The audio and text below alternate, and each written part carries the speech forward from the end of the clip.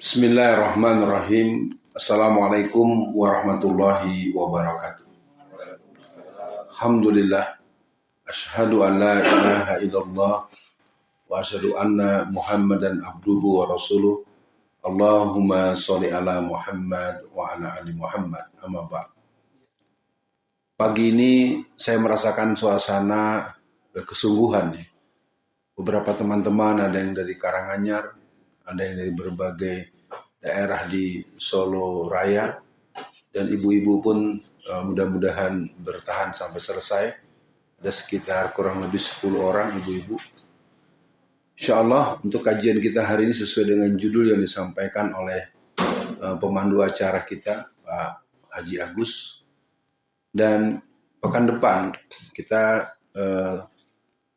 istirahat dulu, kita jumpa nanti tanggal 10 ya, karena kebetulan saya ada tugas di luar kota. Jadi untuk tanggal 10 kita kembali berjumpa insya Allah. Kenapa saya umumkan beberapa jamaah yang biasa hadir ketika tahu-tahu tidak ada, kasihan kalau yang dari jauh. Nah hari ini kita akan mencoba membincangkan tentang fungsi dan kewajiban legislator, peran dakwah politisi muslim. Ini mungkin bagian penting untuk kita memberikan kesadaran kepada diri kita, kepada keluarga kita, kepada orang-orang yang mungkin selama ini melihat sosok seorang anggota legislatif, seorang anggota dewan sebagai orang-orang yang dilihat dengan banyak perspektif. Yang pertama yang saya tahu dilihat sebagai orang yang banyak uang. Dan itu keliru. Terus terang saja saya sebagai orang yang membersamai teman-teman anggota dewan keliru. Jadi kesian ke anggota dewan yang idealis, ya jadi keteteran. Kesalahannya bukan pada masyarakat, kesalahannya kepada orang-orang yang ikut berpartai politik, orang-orang yang ikut kontestasi politik. Mereka menjadi anggota dewan itu benar-benar kalau bahasa saya nggak tahu tujuannya, nggak tahu niatnya, nggak tahu fungsinya. Terus terang saja. Ini pernyataan saya bisa dipertanggungjawabkan karena saya aktif bukan dalam posisi iseng-iseng. Saya ikut-ikutan tahun 82. 1984, jadi persis 39 tahun kalau saya aktif. Saya ikut betulan. Dan legislator yang sungguh-sungguh biasanya orangnya sangat bersahaja, kehidupannya sederhana, dan ekonominya cukup. Tidak berlebih, tidak berlimpah, tidak mewah. Dan saya tidak tahu sekarang ini kalau anggota dewan itu pasti akan dibayangkan orang yang rumahnya mewah, uangnya banyak. Yang salah adalah yang melakukan kesalahan. Untuk itu pada pagi ini mari sama-sama kita sepakati dulu bahwa kita punya komitmen pengajian politik ini akan tetap berjalan, dan dengan izin Allah serta restu kedua orang tua kita pada Pak Prof Haryono dan Prof Harsono serta beberapa pembina atau pengasuh atau penasehat daripada pengajian politik Islam Jawa Tengah. Jadi buat pemirsa, hari ini kita akan terus melanjutkan kajian ke-24 pengajian politik Islam Jawa Tengah. Jadi kepada Pak Didik Lustianto, antum bisa mempersiapkan untuk pengajian di Karanganyar. Ya. Kita memang sudah mempersiapkan, kemarin di Boyolali sudah ada yang mempersiapkan. Kita berharap ini bisa terjadi sebelum akhir bulan November sudah terjadi di 6 titik. Kan Jawa Tengah ini ada 6 karesidenan, minimal itu. Ya buat Ustadz Ali dengan segala kesibukan karesidenan Kedu ya. Pati ya. Kedu. Nah itu coba di arrange supaya ada titiknya, titik sambung. Sehingga alumni pendidikan politik bisa langsung bergabung dengan pengajian politik. Nah kita masuk saja pada pembicaraan kita. Fungsi dan kewajiban legislator dalam peran dakwah politisi muslim. Perbincangan ini mungkin buat kita apa urusan saya gitu. Ya secara pribadi saya pun nggak ada urusan, saya juga nggak nyalek. Ya saya juga nggak jadi tim sukses, tapi mungkin bapak-bapak ibu-ibu pemahaman ini dengan direkam dengan baik, mudah-mudahan nanti bisa dilepas kepada publik juga dengan baik. Dalam sistem tata negara yang menggunakan trias politika itu ada 3 kelembagaan yang namanya eksekutif, legislatif, dan yudikatif. pola kenegaraan yang dipakai oleh negara kita adalah pola yang biasa dipakai dengan istilah demokrasi. Tapi demokrasi yang dipakai di Indonesia oleh para pemimpin politik kita sejak dulu, mereka adalah teodemokrasi. Ya, ini mungkin penting dipahami. Saya kadang-kadang agak terdiam dengan teman-teman yang menggebuknya dengan berlebihan. Barang ini bukan punya kita. Ini bukan punya kita dan ini bukan punya kita. Tapi ini adalah alat yang masih kita punya. Mudah-mudahan kalimat saya ini sebenarnya kalimat sedih. Kenapa? Karena formula ini formula yang tidak mengantarkan kita kepada penegakan kebenaran untuk tegaknya kebenaran hakiki. Karena wilayah ini selalu menuntut suara terbanyak.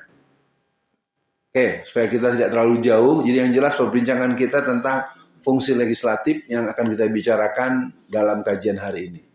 Kalau eksekutif itu fungsi-fungsi public service, fungsi-fungsi kelembagaan seperti wali kota, bupati, gubernur, dan presiden. Yudikatif itu fungsi-fungsi kelembagaan yang punya nilai kelembagaan seperti Mahkamah Konstitusi, seperti Komisi Yudisial, Mahkamah Agung, itu adalah lembaga-lembaga yang dikenal sebagai sebuah lembaga yudikatif. Sesungguhnya secara skematik itu sebuah kelembagaan yang bagus, tapi memang saya mencoba menyimak perbincangan para ahli-ahli politik, dosen-dosen ilmu politik, guru-guru besar politik, mereka semua akhirnya hanya mengurut dada. Negeri ini sudah diurus dengan semaunya. Ya, semau bapak anaknya mau jadi wakil presiden boleh, anak yang satu baru 3 hari jadi ketua partai boleh. Jadi negeri ini sudah diatur dengan sangat mengerikan. Ada kalimat yang saya belum ingat betul kemarin perbincangan Ustadz F. Saifullah Fatah ya tentang semacam pencaplokan. Ya, jadi demokrasi itu dicengkram ya. Tapi dia membuat kias. Kita masuk bagian terminologi. Pertama kita lihat dulu apa sih yang disebut dengan legislator. Secara terminologi, secara ta'rif, legislator itu adalah orang atau kumpulan orang yang berada di parlemen sebagai perwakilan dari partai tertentu yang membawa aspirasi konstituen.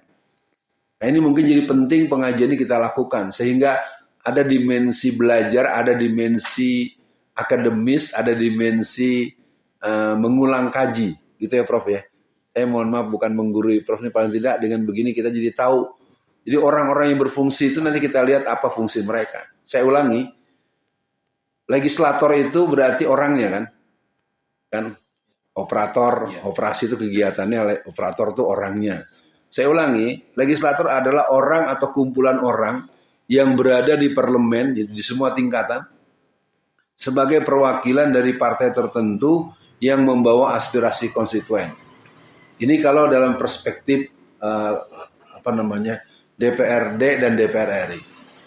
Nah, kalau DPD, Dewan Perwakilan Daerah itu dia tidak mewakili partai, tapi dia mewakili satu provinsi. Setiap provinsi itu 4 orang. Jadi tidak dilihat dari jumlah penduduknya yang banyak, yang jelas ranking pertama, kedua, ketiga, keempat itu dijadikan perwakilan dari daerah itu. Dan ini sebetulnya harus juga jadi perhatian. Tapi saya menangkap kaum muslimin adalah kaum yang tidak peduli dengan peran-peran artikulatif politik praktis. Padahal kalau mau dimainkan tuh sebenarnya kita bisa punya peran yang banyak. Mari kita masuk bagian fungsi. Fungsi daripada sebuah kelembagaan legislatif adalah membuat undang-undang, membuat peraturan. Kita tidak bisa membayangkan seorang guru di Sumbawa, ya, dia akan sudah dituntut 3 bulan penjara dan denda 50 juta hanya gara-gara menegur dengan keras bahwa dibilang memukul, yang kemudian orang tuanya melaporkan pada polisi dan dia disidangkan dan dia akan dihukum 3 bulan atau kalau tidak mau dihukum dia bayar 50 juta. Saya tidak mengerti orang seenaknya saja, tetapi bukan salah juga yang melapor karena undang-undangnya ada. Jadi Bapak Ibu sekalian, kalau Bapak Ibu nanti misalnya satu waktu, kalau saya zaman kecil suka digesper oleh saya des gitu. Ini kalau sisa gesperan saya bawa ke kantor polisi, dilihat dibuat LP, bapak saya bisa tahan 6 tahun penjara. Ini bapak-bapak yang masih menggunakan cara lama, hati-hati, nanti anak bapak sambil nangis larinya ke polsek. Ya, tahu-tahu Anda dapat surat panggilan, itu bahaya itu. Sekali lagi, membuat undang-undang ini ada hierarkinya. Kalau di tingkat pusat memang RUU jadi undang-undang. Kalau tingkat kota kabupaten raperda, perda. Saya ambil contoh yang pernah saya alu. Saya ikut membersamai. Kelahiran perda nomor 7 dan nomor 8 di Kota Tangerang tentang pelarangan minuman keras dan pelacuran. Ketika rancangan perda itu dirancang, orang banyak yang sinis. Tetapi subhanallah Bapak Ibu sekalian, ternyata ketika dia dihasilkan, saya juga agak perlu merenung panjang, ternyata dengan adanya perda itu benar-benar drastis. Ini pentingnya prinsip hukum Islam itu diantaranya preventive law. Kata kuncinya buat kita harus jangan pernah lupa wa man lam yahkum bima anzalallahu faulaika humul kafirun. Barang siapa orang yang tidak berhukum dengan hukum Allah, maka dia termasuk orang kafir. Karena kita belum bisa mengamalkan semuanya, maka jangan kita tinggalkan semuanya. Kalau mau menangkan semuanya, mari kita ambil posisi-posisi penting semuanya. Kita ingat, satu waktu di Bulukumba misalnya di Sulawesi, satu waktu di beberapa daerah yang ketika gubernurnya, ketika bupatinya keislamannya memang mumpuni, dan dia juga bisa mengkomunikasikan gagasan politiknya kepada anggota DPRD-nya dengan baik. Kita ambil contoh di Kota Padang. Di Kota Padang itu tidak ada Indomart dan Alfamart. Silakan bapak-bapak ke Padang sekarang. Boleh pergi internet. Adi Sumarmo berangkat naik pesawat. Anda nggak akan ketemu yang namanya Indomart dan di Alfamart. Apa urusannya Ustadz Alfian Tanjung? Keberadaan satu retail pusat belanja seperti itu dalam riset Fakultas Ekonomi baik di UGM maupun di UI. Keberadaan satu pusat belanja yang itu membunuh 12 warung pribumi.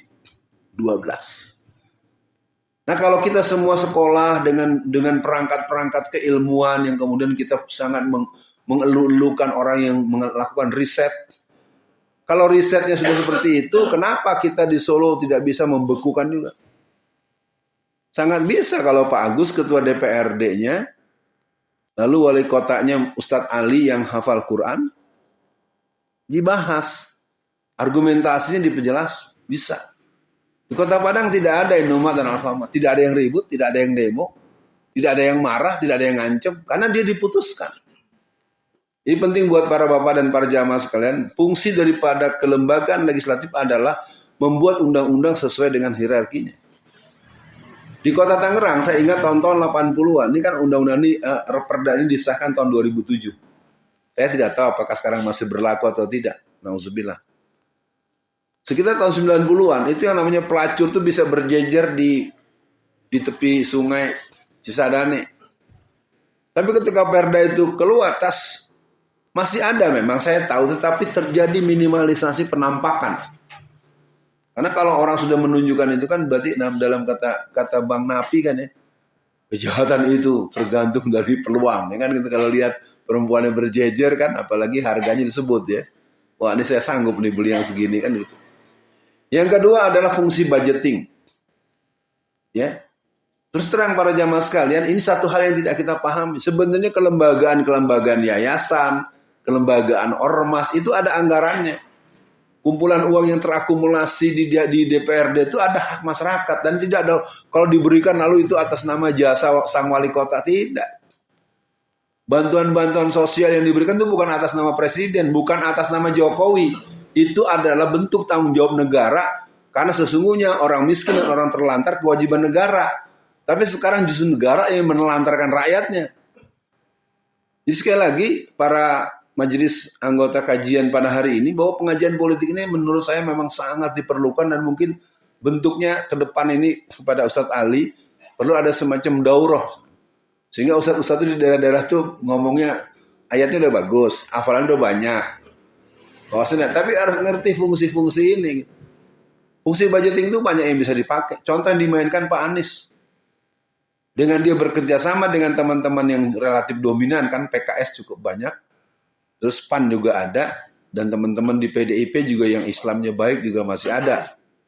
Ya, PDIP itu memang dari dulu gak terbagi dua. Dulu ada PNI ASU, Ali Surahman dan Osa Usep. Jadi kalau sekarang ada PKI Perjuangan, juga nih ada PNI Perjuangan. Ya. Jadi buat jamaah semua, ini sebagai fakta yang sedang kita hadapi, sehingga saya juga ingin mengajak kita tidak melihat bahwa PDIP itu PKI semua. Bahwa 85% yang memilih PDIP adalah PKI itu pendapat dari si Ripka Ciptaning. Jangan dibilang pendapat saya tidak menyebar fitnah. Logika matematikanya Pak Ripka Ciptaning tahun 2002 mengatakan yang mencoblos PDIP ada 20 juta orang. Kalau 20 juta orang mencoblos PDIP, ternyata dalam pemilu suara PDIP 18 juta 868.000,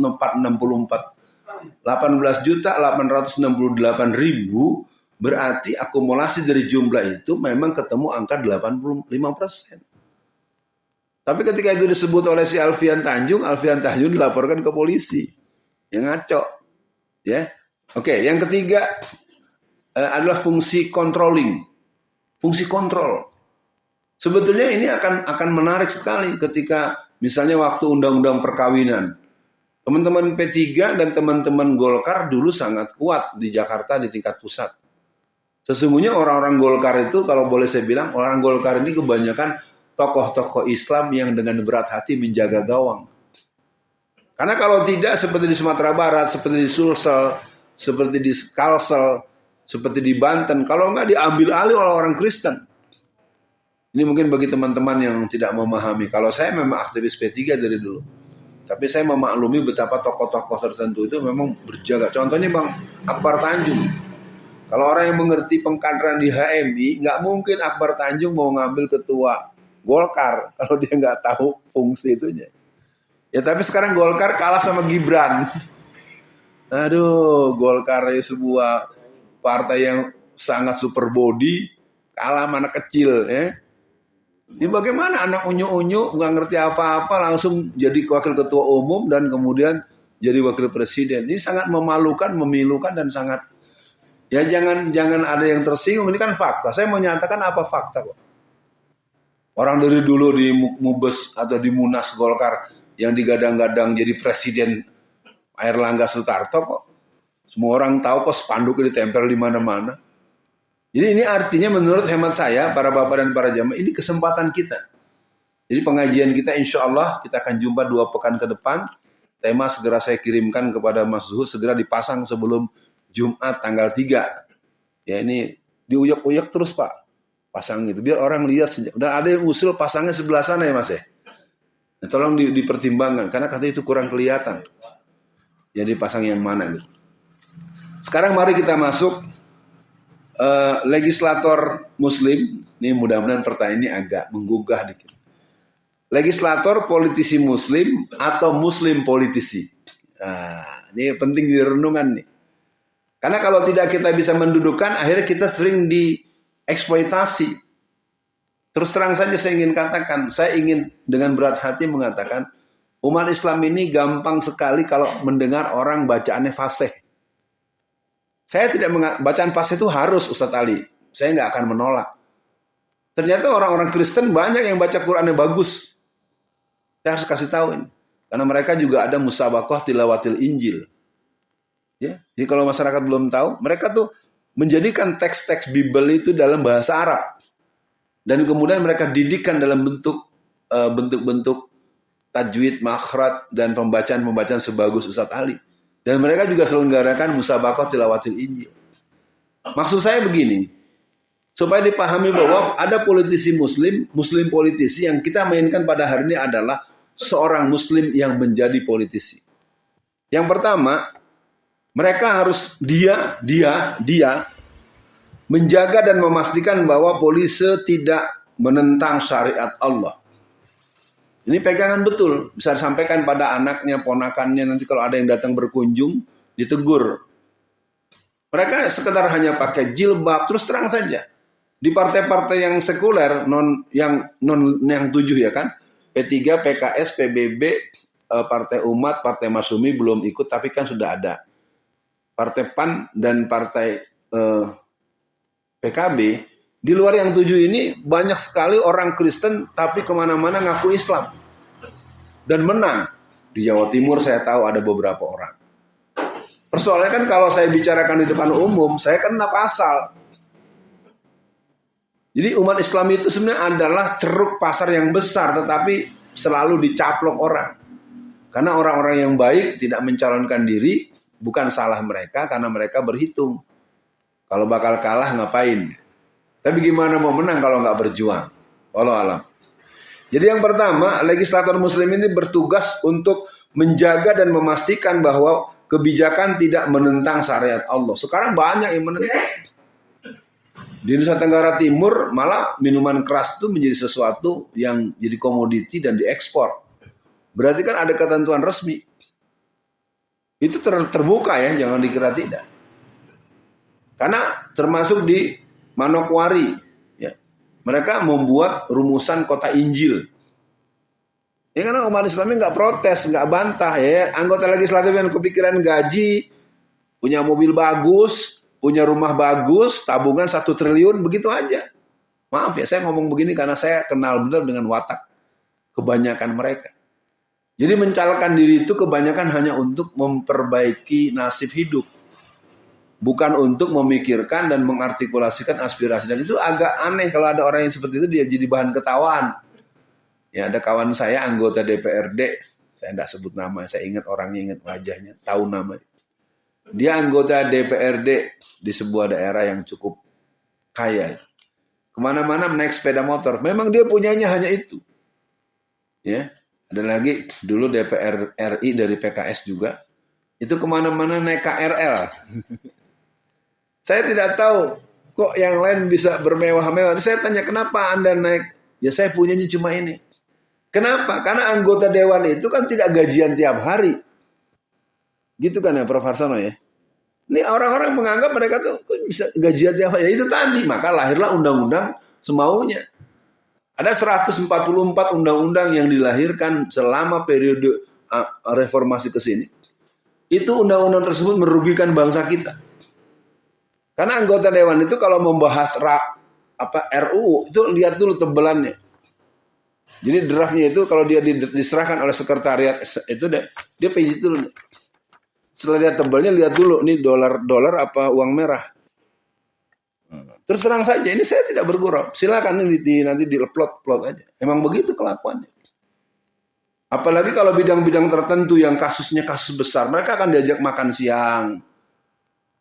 Pulang sopirnya udah ganti mobil baru untuk ditaruh ke rumah yang harganya 5 miliar.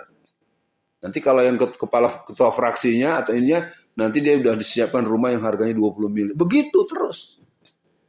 Saya bertanggung jawab dengan omongan ini. Kenapa? Karena salah kita juga tidak menyiapkan orang-orang yang berkarakter politik.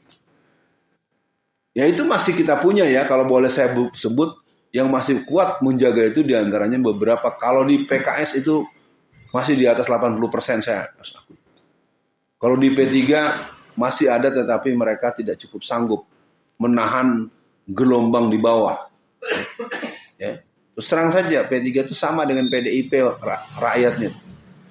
Kalau kumpul-kumpul nggak mau pulang kalau belum dikasih duit. Sama dengan PDIP itu. Ya. Saya sebut ya PDIP, P3 itu sama. Warganya, kalau pemimpin-pemimpinnya ada yang model saya, akibatnya yang nggak jadi-jadi.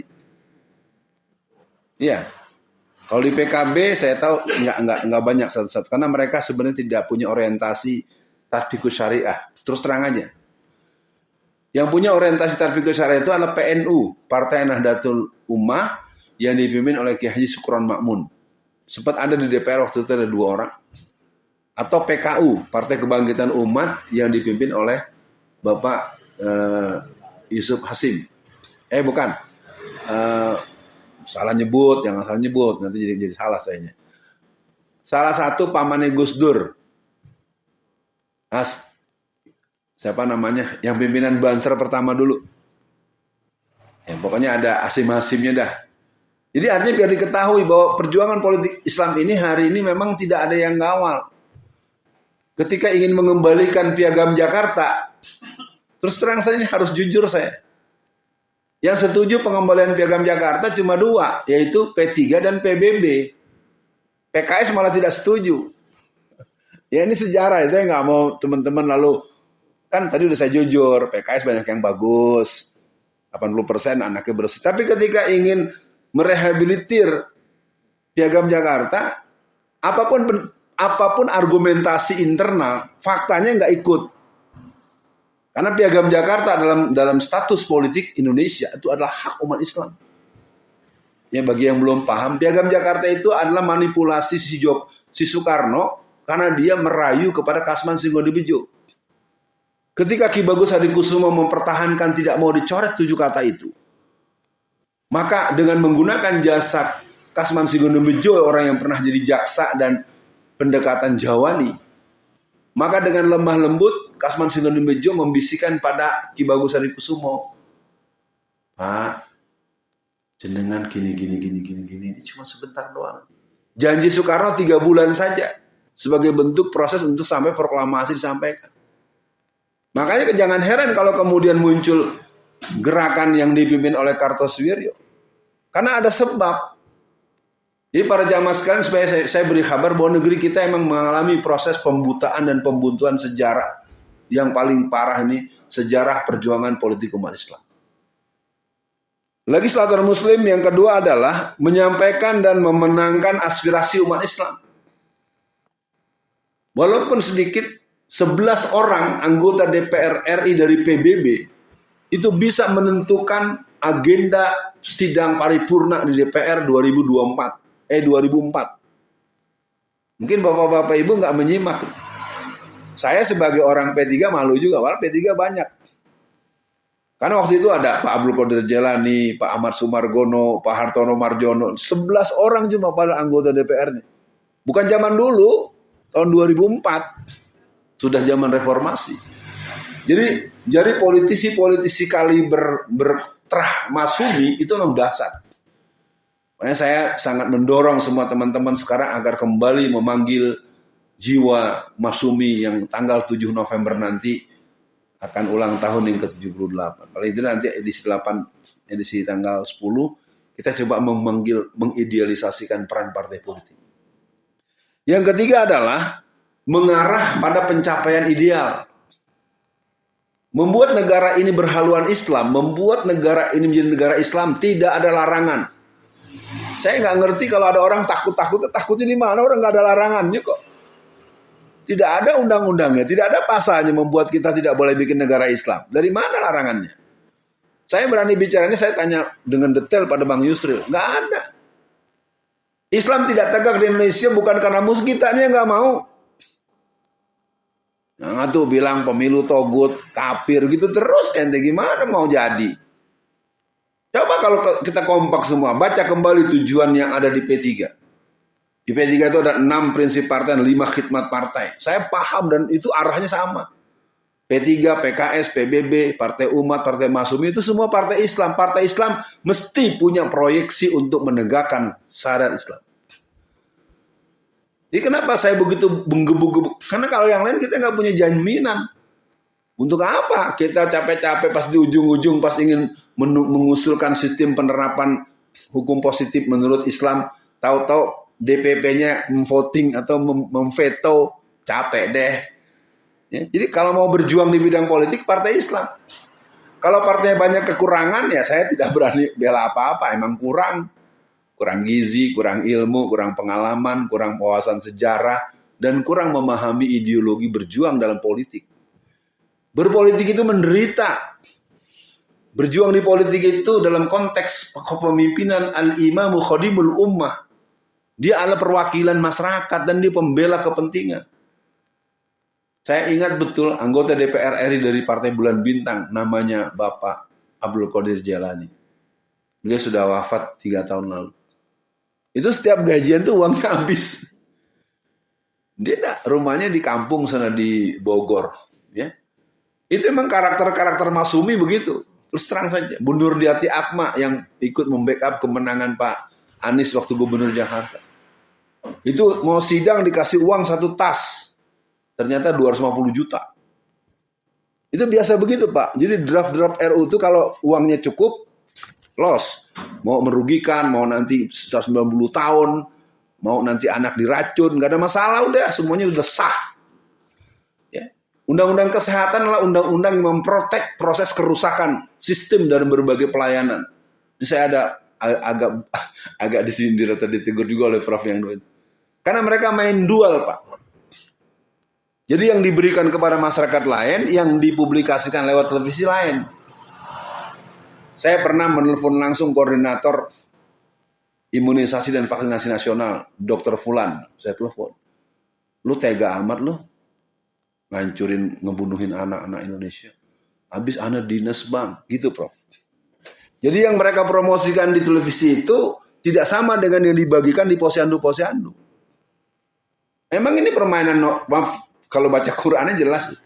Walan tardo ankal yahudu 'alan nasara hatta tatabiyah millatahum. Jadi ini operasi Zionis Freemason, the New World Order. Jadi kelembagaan kepolitikan yang kita punya sekarang juga buatan mereka, karena ini tidak akan bisa memenangkan yang benar. Yang benar ya pasti pengikutnya dikit. Yang ada keberenangan yang bayar. Nah, sistem ini memang tidak ideal, tapi jangan ditinggalkan. Kalau ditinggalkan lagi, pilihannya mau nggak pakai cara Taliban? Kalau cara Taliban, persiapan kita udah seberapa? Kemampuan kita, daya tempur kita, kesiapan menderita yang lebih parahnya siap tidak? Segini aja juga pada babak belur. Nah, itu yang bisa saya sampaikan. Mudah-mudahan ini pembicaraan pengantar dan kita bisa berdiskusi menghadapi pemilu 2024. Mari kita mulai tengok kiri kanan, caleg-caleg yang dekat dengan kita endorse, dan kita bisa ajak dia untuk melakukan konstruksinya. Ya, kita serahkan kepada Pak Agus untuk memberikan pemanduan. Ustadz Ali kalau ada keperluan ngajar dipersilahkan. Terima kasih. Kami persilahkan.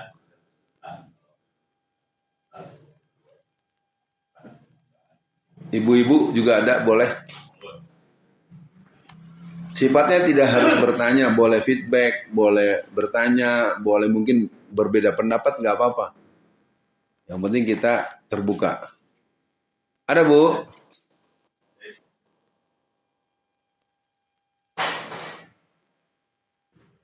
Nggak ada. Oh, ada. Silakan. Dan punya peran penting untuk membuat atau mengutamakan Islam atau syariat Islam. Nah, ini kalau mereka sekarang ini kok ada di barisan PDIP, nah itu apa mereka itu istilahnya kurang tahu atau ada yang tidak ada yang menasehati untuk kembali ke jalan yang lurus.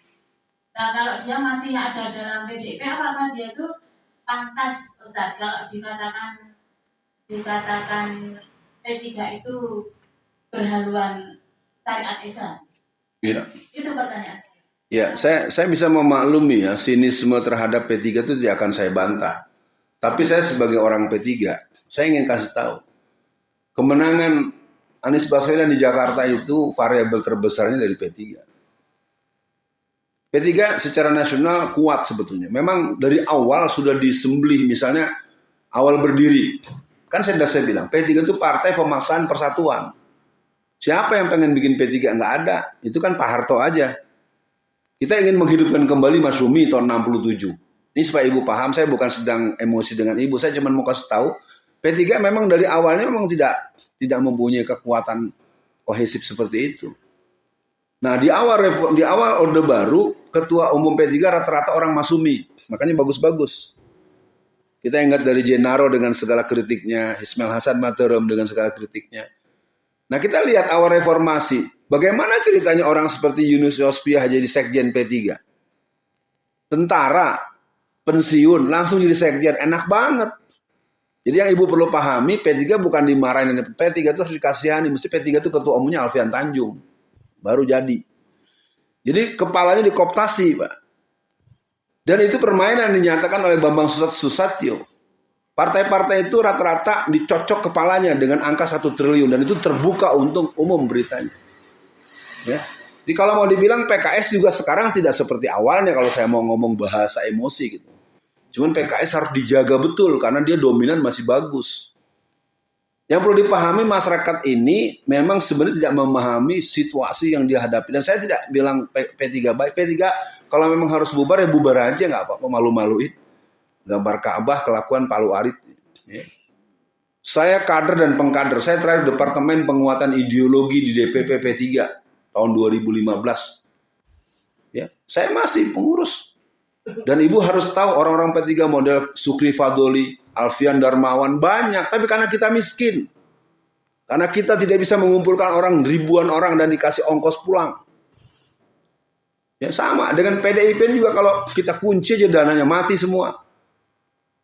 Nyalek di DPRD Kota Solo, di Solo Raya Jawa Tengah itu satu orang 100 juta. Silakan di-upload. Saya tahu betul kok. Dan berebut yang nyalek. Sekarang saya tanya pada ibu yang menyoal P3, ibu udah nyumbang berapa duit buat anak PKS biar jadi? P3-nya udah susah digecek lagi kan, ya udah bubarin aja, kurang 1 P3. PBB lagi kurang 1. Ya. Kalau mereka begitu yang salah si Mardiono. Mardiono siapa? Saya sebagai kader P3 dari tahun 80-an, kadang-kadang heran, kemana-mana konferensi pers, ini orang kapan P3-nya? Karena duitnya banyak. Duitnya triliunan. Maaf ya Bu, ibu-ibu juga begitu sama. Dipergi umroh, dibangunin rumah, dibeliin mobil. Kayak apa di sini juga orang-orang semua rela mati demi Jokowi kok. Saya tahu betul banyak ibu-ibu kalau suruh bunuh saya juga mau. Dapat duit 2 juta, duitnya bukan duit Jokowi itu, duit pajak.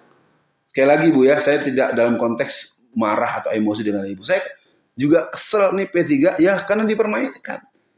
Jadi sejarahnya P3 itu adalah dibentuk oleh Soeharto tanggal 5 bulan Januari 1973. Pemilu pertama di Jalan di Orde Baru tahun 71. Tahun 67 dibentuknya Partai Masyumi untuk dihidupkan kembali. Pak Harto dengan gaya Jawaninya keren. Tentara tidak setuju, tentara belum setuju. Gitu kata Pak Harto. Lalu dibentuklah Partai Parmusi, Partai Muslimin Indonesia.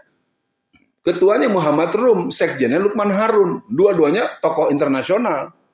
Muhammad Rum yang pernah menjadi perwakilan Indonesia dalam Rum Royan. Lukman Harun adalah teman dekatnya dari si Yasser Arafat. Bagaimana nggak keren yang satu tokoh Masyumi, yang satu pemuda Muhammadiyah. Tuh pimpin Parmusi. Pak Harto ngeri, wah ini kalau ini Golkar bisa ngejengkang nih. Diganti dengan Mintarja. Mintarja dikasih hadiah jadi mensos. Makanya jangan heran kalau kemudian Bakhtiar Khamsah mensos. Gitu ya. Tarikannya gitu. Jadi chemistry-nya begitu. Nah jadi kembali, kalau P3 dengan ikut P3 bukan ikut dengan PDIP. P3 tersandra oleh Jokowi. Nggak ada. Saya sebagai kader P3 nggak pernah tahu P3 ikut P3. Bukan ikut PDIP. Pemilu 2019, kursi P3 cuma 16. 16 itu tidak sampai 4%.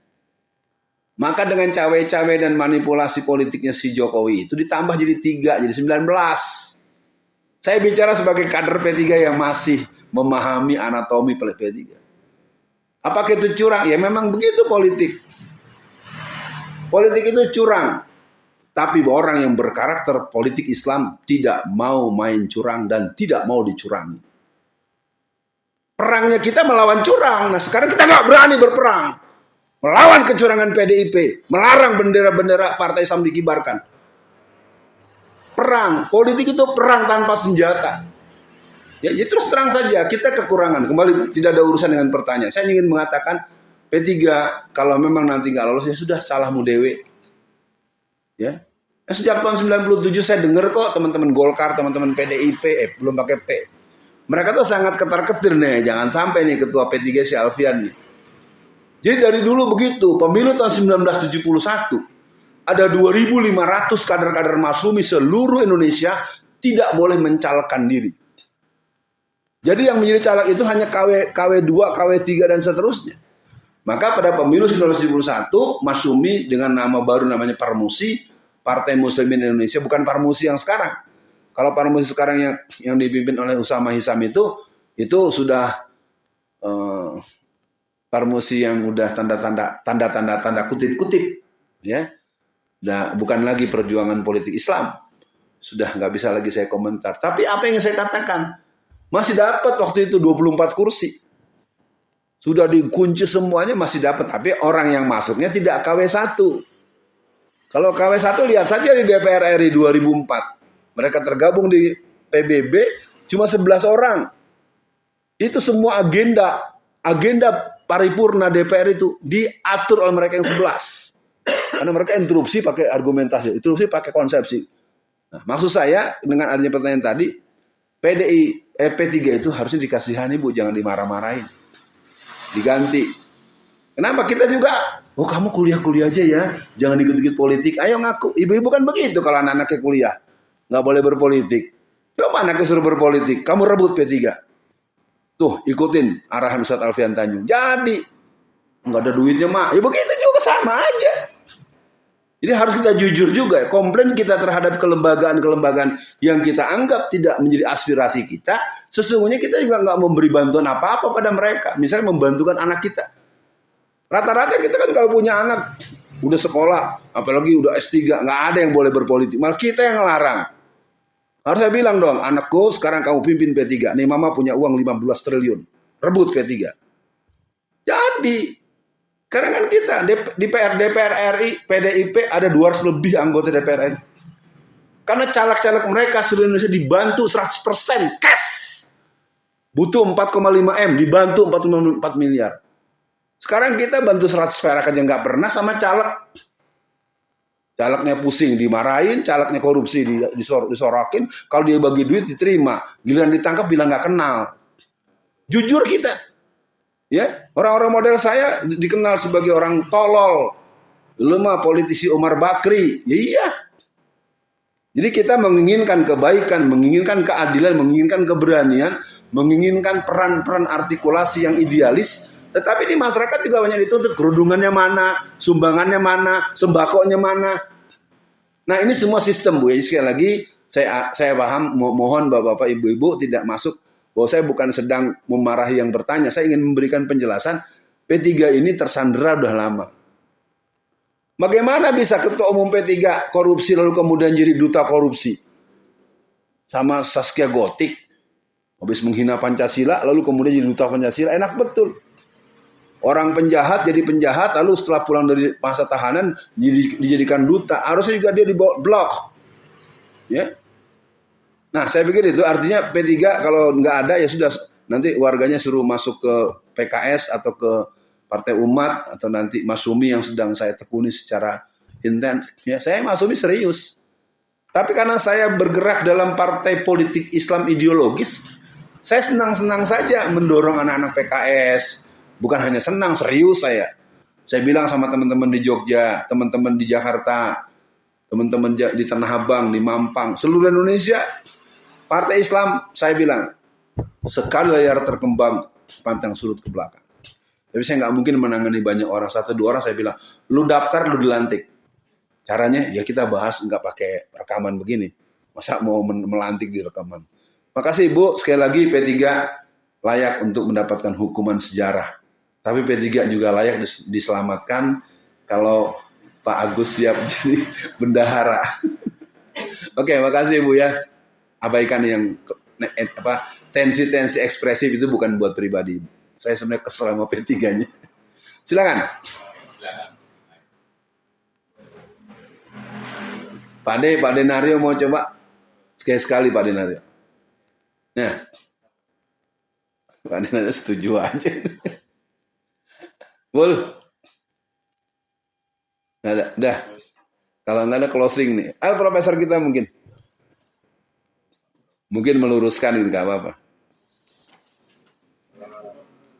Berbicara memang mengenai politik Islam memang satu hal yang masyarakat ya, karena memang kita tahu agak dijauhi, kita ikhlas saja mendengarkan cerita yang itu satu harusan. Karena bagaimanapun kepemimpinan daripada negara ini mestinya harus ke orang-orang yang memang Islami, bukan apa Islam, orang yang berani, orang yang tentang kezaliman, orang yang tidak adil. Dan memang ya Islam, sebab Islam itu tidak hanya beriman berislam, ya jadi hanya iman saja, kemudian melaksanakan syariat saja, tapi juga berakhlak, berihsan, gitu, berbuat seperti bidang apapun. Dan bidang lagi orang yang berpikir secara Islam. Kita itu beriman, berislam, ihsan, berbaik, menerapkan ajaran Islam juga kita, rasio kita berpikir secara Islam. Memenangkan Islam sila bidang. Menginginkan Islam ini bisa mengatur negara ini nilai Islam. Dua lain. Intinya, caranya memang sulit ya kali ini. Kita yang kelompok karena kelompok kecil, jadi pemilihan kecil ya. Tidak banyak yang seperti ini, kita harus, dan ini tidak boleh diberhentikan. Harusnya apa yang semampu kita lah kita kerjakan. Mungkin di dalam keluarga kita, teman-teman kita sebarkan ini. Sebagai orang Islam, cawe-cawe terhadap politik itu harus cawe-cawe dan memang cara-caranya saya bukan orang politik ya, saya bukan politis, jadi mengenai bagaimana sistem yang memilih salah, mengenai bagaimana bisa sebutkan jadi calon pimpinan, calon legislatif, karena kita mengandalkan sistem yudikatif, legislatif, dan eksekutif. Jadi legislatifnya menentukan undang-undang ya, membuat undang-undang DPR, kalau daerah DPRD, kalau di Kabupaten di DPR, pusat DPRD pusat. Nah itu yang benar DPR ya. Perwakilan daripada partai-partai. Jangan sampai DPR ini kuasai oleh seperti sekarang PDIP yang memberikan semaunya, semau gue yang memberikan gue. Itu bukan perkara. Ya subhanallah, saya pikir sebuah feedback yang baik, dan buat ibu penanya tadi saya sekali lagi tetap minta maaf secara manusianya, tetapi secara ekspresi itu bukan buat ibu, memang buat P3. Dan sebenarnya partai-partai lain juga punya persoalan yang tidak ringan, itu SDM. Kader-kader mereka yang bagus itu mengalami brain dry, pencaplokan, terus terang saja. Sama dengan guru-guru di Muhammadiyah. Ya, ini biar direkam, biar Muhammadiyah juga tahu. Banyak guru-guru yang bagus-bagus itu, nggak ada angin, nggak ada hujan, ditawarkan ASN. Sehingga guru-guru yang dedikasi, yang ngajarnya bagus, yang bisa membuat anak itu ini, tahu-tahu pada berhenti. Karena kan ketika SK keluar, dia ditugaskan di tempat sesuai dengan SK. Ini jahat betul, terus terang saja. Saya nyatakan ini sebagai bentuk ekspresi saya sebagai orang yang punya karakter politik Islam ya, dan saya juga angkatan muda Muhammadiyah. Anak-anak, adik-adik angkatan saya itu tahu-tahu nggak ngajar lagi di Muhammadiyah. Kenapa? Udah jadi ASN. Dia nggak sibuk lamar, nggak sibuk daftar. Tahu-tahu dikasih tahu. Karena pinter Pak. Anak-anak kita tuh banyak pinter Pak. Ya, saya pikir kalau nggak ada lagi tugas antum wajib ngomong. Kasih mic tuh. Kalau nggak angkat temen sama Golo. Ayo. Biarin, dia bagian closing nih, biarin. Pasti ada. Silakan Mas. Assalamualaikum warahmatullahi wabarakatuh. Salah. Sedikit yang saya sampaikan yang benar sekali yang tadi disampaikan oleh Prof. Haryono, bahwa dengan kondisi sekarang yang sistemnya itu sudah sistem yang sulit untuk kita masuk ke sistem. Mau tidak mau kalau kita masuk jadi jalurnya salah. Itu yang realitas yang ada sekarang. Iya. Memang penguatan yang terbaik itu dari bawah, dari keluarga seperti yang Prof. Haryono sampaikan. Jadi cara berpikir Islam yang mengakar dari bukan dari seperti harus dari polisi abdon, tapi dari cara berpikir Islam, pengetahuan politik yang sederhana, tapi membentuk karakter Islam yang dari bawah ini yang harus selalu kita, memang itu waktunya tidak bisa instan, tapi dengan ini berjalan terus perubahan itu pasti akan terjadi. Itu yang saat ini yang memungkinkan, karena kalau kita mengikuti sistem memang akan sangat sulit. Yang sudah lurus saja jadi bengkok seperti itu. Mungkin itu yang nyindir Pak Mahfud ya. Assalamualaikum warahmatullahi wabarakatuh. Semua yang hadir saya ucapkan terima kasih. Saya men-stressing dulu sebagai penutup. Yang pertama buat P3, saya melihat P3 selesai pemilu kali ini. Karena dulu aja 16 ditambahin. Sekarang kalau nggak ada yang nambahin, tinggal berapa? Karena saya tahu di berbagai daerah itu banyak yang nggak pengen nyalek kalau di P3 itu. Beberapa daerah saja seperti di Pati, di mana dapatnya Pak Pak Kiai kita yang di Rembang memang masih banyak. Tapi kan Indonesia kan bukan Jawa, Indonesia bukan 1-2 kabupaten, Indonesia 500 sekian kabupaten. Jadi buat P3 kalau nanti memang dia ditakdirkan Allah untuk masuk ke alam kubur, tinggal kita jemputin saja kader-kadernya. Karena Pak Sukri Fadoli sudah jadi majelis musyawarah majelis pertimbangan di Partai Umat di Jogja. Walaupun dia bertahan tadi dengan P3 Khitab, tapi nggak bisa berlanjut karena suasana tidak memungkinkan. Yang kedua, buat bapak-bapak sekalian, saya mohon untuk pendidikan politik ini dibantu doa. Ini karena saya melihat, ini salah satu bagian menjawab itu. Ya, kita kan membahas banyak hal di antara menumbuhkan kesadaran, memberikan satu pemahaman, dan memang ada dilema. Saya ulang saja, pendidikan politik Islam ini tujuannya adalah untuk mengadakan gerakan percepatan penyadaran maksudnya, percepatan penggerakan, penyatuan, penggerakan. Yang kedua menyediakan SDM penggerak politik. Ya, yang di Magelang besok ini saya tidak bisa bicara banyak, ternyata pesertanya banyak tapi lingkar Magelang tok. Yang dari Solo semuanya langsung berhenti langkahnya, jauh. Saya tidak bilang salah, cuma kok giliran di sini orang yang dari Magelang datang, yang dari Jepara datang, dari Brebes datang. Nah, giliran kita kejauhan, orang lain nggak jauh. Patut juga kita sudah menjadi warga perkotaan yang cenderung cengeng, ya, nggak mau capek, nggak mau berproses, nggak mau jauh. Orang lain berangkat jam 3 pagi untuk ikut acara kita. Giliran acara kita di tempat lain, kita satu pun nggak ada yang mau berangkat. Syukurnya panitianya solid, Pak. Saya laporkan buat Bapak berdua, panitia kita solid 100%. Karena memang panitia itu orang-orang terpilih. Ya, Mas Zuhud belum ikut ya? Pendidikan politik ya? Oke. Saya pikir itu pendidikan politik masih jalan, insya Allah tanggal 5. Tanggal 12 belum diputuskan, tapi saya menduga bisa kita langsungkan di Solo, dan saya akan lakukan proses seleksi. Ya. Karena kalau di Solo kelihatannya bakalan banyak prof yang ikut, tapi saya nggak mau yang asal ikut. Seleksinya seleksi pertama siap, tepat waktu, sepenuh waktu, dan sepenuh hati. Termasuk kewajiban-kewajiban yang sifatnya primer.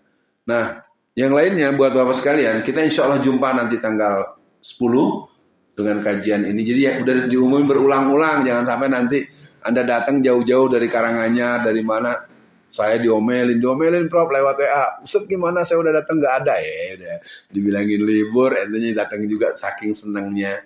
Baik Bapak dan Ibu sekalian, mari kita berdoa semoga hari ini keberanian kita tetap diiringi, diberikan dasar iman, keberanian kita diberikan kekuatan atas pedoman Allah Subhanahu wa taala, dan saya tegaskan perjuangan politik Islam di Indonesia tidak ada hambatan. Ya, saya udah tanya betul dengan Bang Yusil. Persoalannya di kita sendiri. Ya memang sistem kita berat Mas, betul Mas. Tapi sebenarnya kita bikin negara Islam nggak ada larangan Pak.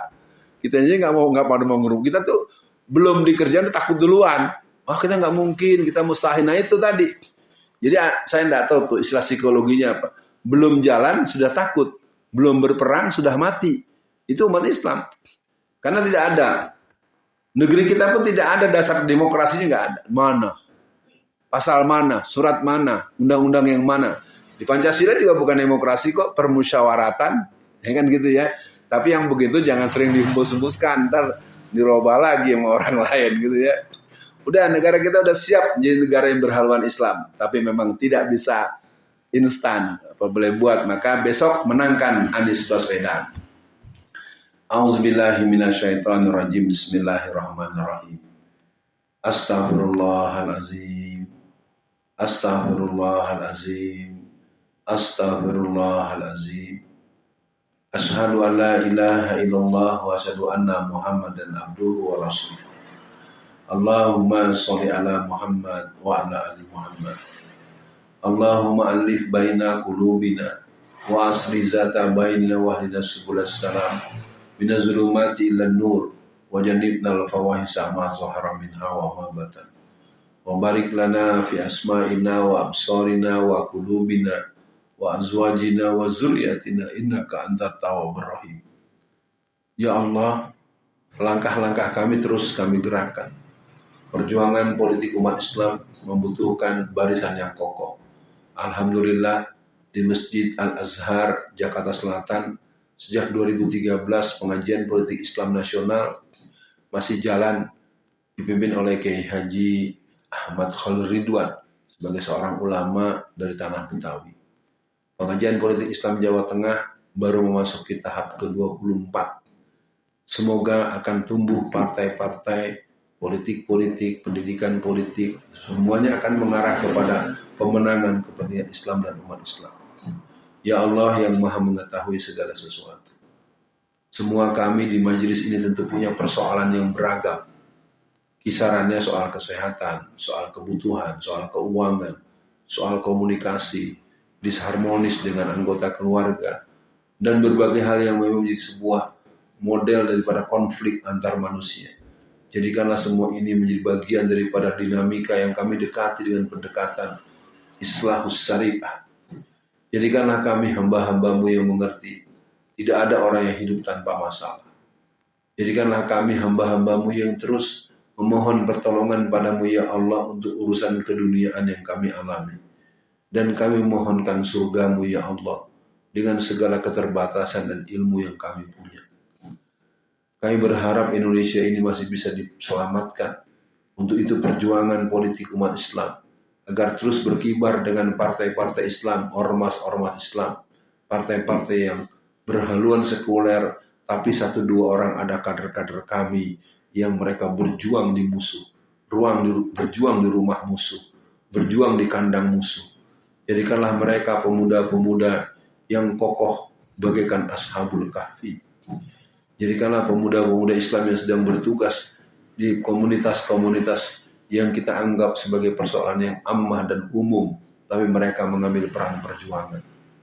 Kami mohon tolong ya Allah agar saudara kami di Palestina hari ini dan seterusnya memiliki keberanian yang terus berlipat untuk melawan pasukan-pasukan Israel.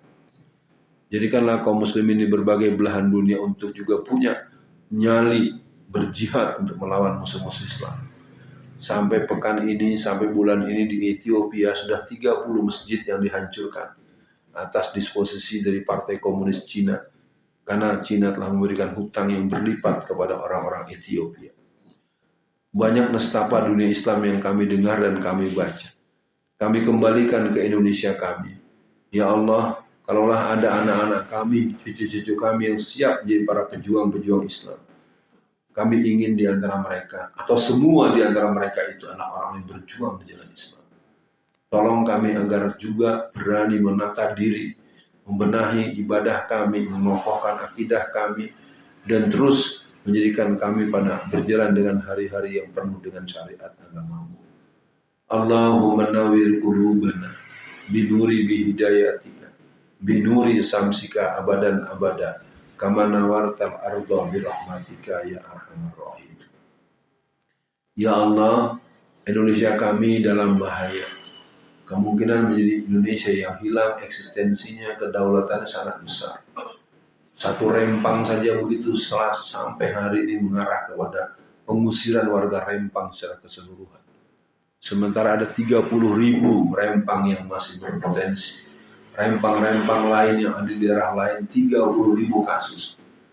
Semoga saja pemilu 2024 ini Kau berikan pemimpin yang akan mengatur negara ini sesuai dengan kebutuhan rakyat Indonesia.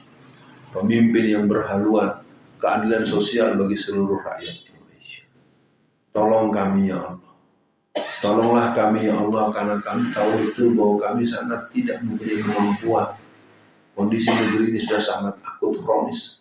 Kondisi negeri ini penuh dengan ketidakmasukakalan, ketidakwarasan, dan membuat kami kebingungan bagaimana sebetulnya negeri ini seperti ini.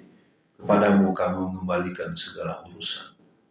Hasbunallah wa ni'mal wakil, ni'mal maula wa ni'man nasir. Hasbunallah wa ni'mal wakil, ni'mal maula wa ni'man nasir. Hasbunallah wa ni'mal wakil, ni'mal maula wa ni'man nasir. Rabbana atina fid dunya hasanah wa fil akhirati hasanah wa qina azabannar.